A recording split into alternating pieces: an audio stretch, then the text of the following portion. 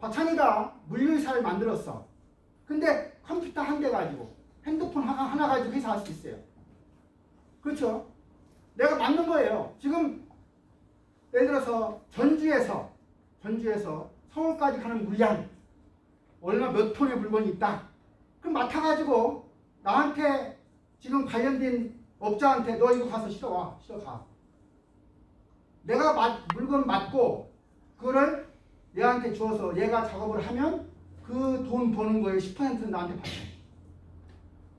그게 함자물류예요. 함자물류. 네? 그런 회사가 결국은 가상 회사가 되는 거다. 그 다음에 공급사를 관리할 때 품질이라는 게 상당히 중요하다. 지난번에 그랬어요. 물건을 매번 검사하지 않고 완벽하게 너희들 걸 믿는다. 결국은 어떤 그런 관계가 형성이 되어야 제대로 결국은 이런 활동들이 잘 이루어지겠죠. 그래서 공급자가 품질 경영을 잘 하게 되면 공급자가 제공하는 자재나 부품이나 이러한 서비스의 품질을 신뢰할 수 있기 때문에 결국은 서로 운명 공동체의 파트너십이 이루어지는 거다. 만약 이게 안 지켜지면 이제 뭐 그런 계약 관계를 끊고 하는 거니까 결국은 공급사슬이 잘 이루어지려고 하면 결국은 하청업체가 제대로 벤더가 품질 경영 활동을 잘해서 완벽한 퍼펙트한 품질을 갖는 제품을 납품을 할 수 있어야 되겠다. 그 다음에 이제 공급사슬의 재고관리입니다. 재고관리 할 때 재고가 많은 게 좋아요? 적은 게 좋아요? 김현민. 예. 재고가 있는 게 좋아? 없는 게 좋아? 적은 게 좋은 것 같아요. 재고는 재고가 없는 게 좋아요. 그래서 이제 어디까지 가냐면 제로 인벤토리란 말이 등장하죠. 제로 인벤토리. 내가 휴게소에 가서 물건이 항상 거기에 많이 쌓여 있으면 그건 재고관리 잘하는 게 아니에요. 내가 사실 제일 잘하는 것은 거기 없다가 내가 필요하다고 생각하는 순간에 물건이 하늘에서 뚝 떨어지는 게 제일 좋은 거예요. 그래서 우리가 공급사슬의 재고관리라고 하는 것은 항상 그런 걸 염두에 두는 거예요. 불확실성을 감소시키면서도 그러면서도 재고 수준을 갖다가 낮추려고 하는 게 일반적이에요. 재고관리 쪽 할 때 나오는 그림 중에 하나가 바닷물에 빙산이라는 게 나와요. 빙산. 여러분 바닷물에 어떤 얼음 덩어리가 떠 있으면은 물에 밖으로 얼마큼 나옵니까? 5분의 1만 나오고 5분의 4는 물속으로 들어가요. 회사에서 재고를 많이 가지고 있으면 모든 회사의 잘못된 점이 그 재고를 가지고 있으면 눈으로 보이지 않아요. 재고가 하나도 없어야 결국은 회사의 단점이나 문제점이 노출되게 돼 있어요. 회사에 문제가 있으면 그걸 해결해야죠. 근데 재고를 많이 가지고 있음으로 해서 그런 문제점이 은폐된다고 하면 그 경쟁력이 없는 거예요. 결국은 기업에서는 재고를 점점 줄여서 그 재고 비용을 갖다가 최소시켜서 결국은 시장에서 경쟁력을 갖추려고 하는 게 사실입니다. SCM에서 가장 중요한 개념, 맨날 시험 문제 나오는 게 채찍 효과예요. 영어로는 불 힙 이펙트예요. 이 불이라고 하는 것은 황소예요, 황소. 황소 코에다가 끈을 맨 것이 힙이에요. 휘철이 코에 맨 거. 여러분들 어디에 줄을 매가지고 여기서 줄을 흔들면 여기서는 조금만 흔들려도 저쪽에 가서는 많이 흔들려요. 여기 보세요. 소매점에서요 약간의 수요 변동이 원자재에 대한 상당한 수요를 투자한다. 그러니까 고객이 과거에는 하루에 2-3개씩 사갔는데 오늘 갑자기 5명이 물건 사가요. 그러면 소매점에서 도매상한테 이 물건 잘 살아오겠네. 내가 생각했던 것보다 더 많이 주문해요. 도매상도 갑자기 많이 사람들이 좋아하네. 공장에다가 더 많이 주문해요. 공장에서도 이거 잘 팔리나 보다 해가지고 벤더한테 야 더 많이 가자 이렇게. 그렇게 해서 고객이 약간의 어떤 수요 변동이 점점 에스컬레이터 확대돼가지고 저쪽에 가서는 사실 엄청나게 많이 주문이 이루어져요. 그럼 나중에 어떻게 팔려 안 팔려요? 안 팔리죠.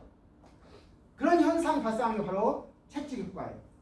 결국은 정보가 부정확하게 흘러가기 때문에 결국은 저런 문제가 발생하는 거죠. 결국은 이쪽 하류에서 약간의 변동이 갈수록 많이 변동해서 이렇게 확대되는 현상을 우리는 채찍 효과라고 말씀니다. 이런 채찍 효과를 없애려고 하면 공급 사슬내에 존재하는 모든 멤버들이 정보를 갖다가 제대로 잘 공유할 필요가 있다. 그렇게 하지 않으면 문제가 발생한다 이거죠.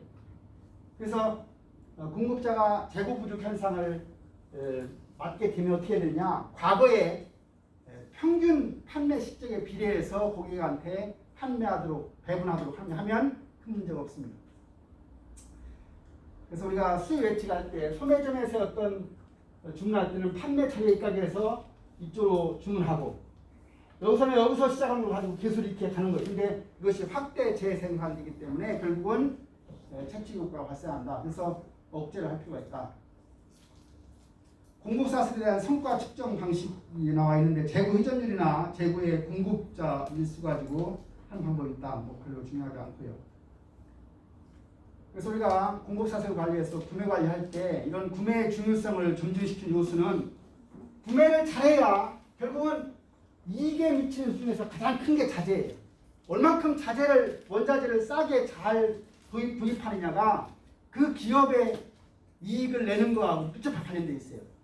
왜냐하면 인건비 이런 것들은 점점 줄어들고 있거든요. 결국은 기업의 이익을 좌우하는 요소는 들어오는 원자재의 값이기 때문에 결국은 구매가 회사에서 가장 중요한 부서다. 그래서 구매 관리의 목표는 적정 가격으로 구매해야 되고 적시로 공급해야 되고 정량 공급해야 되고 물건 들어올 때 제대로 잘 만드는 사람, 자격자로부터 구매를 해야 되고 이런 것들이 상당히 중요한 관건이고 품질 보증하는 게 관건이다. 전체적으로 우리가 들어오는 걸 우리가 물류관리라고 하는데 물적 유통의 개념이 물류고 이게 오늘날 용어는 이제 로지스틱이라는 용어, 군대 가면은 병참이라고 하는 용어, 또 컴퓨터 안에서 이렇게 이루어지면 이 로지스틱에 대한 얘기죠. 그래서 물류에 관한 이런 내용들이 전부 다 물류에 대한 얘기입니다.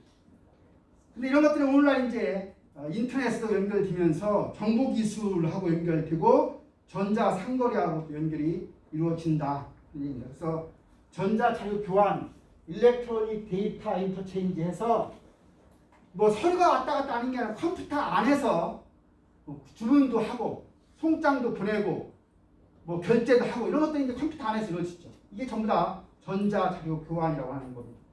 그리고 제가 뭐 할 때 뭐 바코드 찍는 거 있죠. 이런 것들 전부 다. 그 다음에 이제 RFID라고 용어 들어봤나요? 라디오 프리퀀시 아이덴티피케이션에서 여러분들이 이제 미국의 유통기관 가면은 물건에 칩이 붙어 있어서 여러분들 카트에다가 물건을 싣고 하나하나 꺼내가지고 이렇게 바코드 읽는 게 아니라 그냥 지나가면 라디오 주파수에 의해서 계산이 되는 거예요. 이게 이제 RFID. 다시 말하면 RFID가 잘 효용이 안 되는 게 뭐냐면 하나 값이 0.5불인데 그게 비싸서 그래요. 예를 들어서 200원짜리 물건에다가 0.5불짜리 칩을 붙이면 오히려 손해지요. 그러나 물건이 큰 경우는 이제 비싼 경우는 다른 문제 없죠. RFID가 붙어 있으면 인공위성에서 배에다가 싣고 하는 물건에 뭐 있는 걸 다 파악이 되는 거예요. 어느 순간에 되면 그 칩의 값이 떨어지면 카트에서 물건 하나 꺼내가지고 이거 할 필요가 없는 거죠. 지나가면 다 계산이 되는 시스템으로 하는 거죠. 그 안에 이제 여러 가지 장치들이 있는데 태그나 트랜스폰더나 리드라이트 이런 기계들이 그 안에 포함되어 있고 이런 것들이 전부 이루어지는 게 이제 전자 한거리 안에서 이루어진다. 뭐 커머스 애틀라이 스피드, 광속의 상거리 이런 얘기를 하죠. 전자 한거리의 종류입니다. 이렇게 해서 공급사슬 관리의 개괄적인 얘기를 오늘 마치도록 했습니다. 수고했습니다.